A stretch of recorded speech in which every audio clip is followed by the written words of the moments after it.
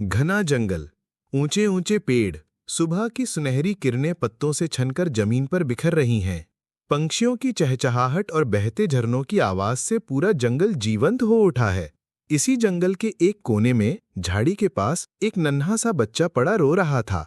वो था एक छोटा सा पेंगुलिन। भूरी भूरे नरम से स्केल्स, मासूम सी आंखें, डर से कांपता हुआ। उसी वक्त एक माँ गिलहरी अपने बच्चों के साथ वहां आई। उसने इस अकेले बच्चे को देखा और उसका दिल पिघल गया। वो धीरे से उसे अपनी गोद में उठा लेती है, मानो कह रही हो, अब मैं तुम्हारी माँ हूँ। गिलहरी का परिवार एक पुराने पेड़ की खोखली डाल में रहता था।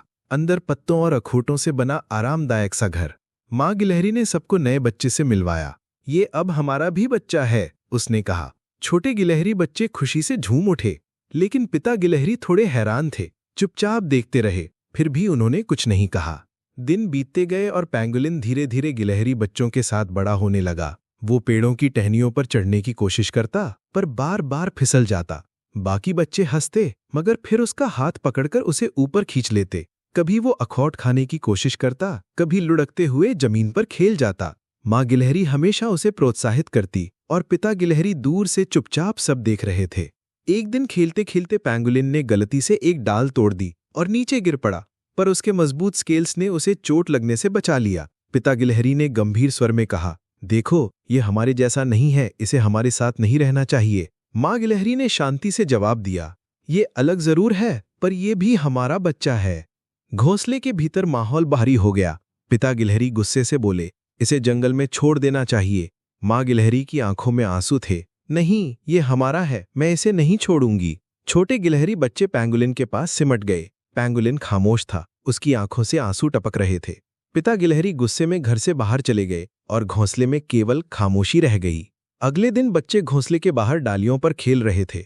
हंसी की गूंज पूरे जंगल में फैल रही थी। लेकिन उसी वक्त एक हरा सांप धीरे धीरे उनकी ओर बढ़ रहा था। उसकी आंखें चमक रही थीं, जहरीले दांत बाहर निकले हुए। बच्चे बेखबर थे। अचानक सांप ने झपट्टा मारा। बच्चों ने चीख मार दी। तभी पेंगुलिन दौड़कर आया। उसने खुद को गोल गेंद की तरह समेट लिया और बच्चों के आगे ढाल बनकर खड़ा हो गया। सांप ने बार बार उसे काटने की कोशिश की, लेकिन उसके कठोर स्केल्स ने हर वार को रोक लिया। बच्चे भागकर सुरक्षित हो गए। आखिरकार सांप हार मानकर सरक गया।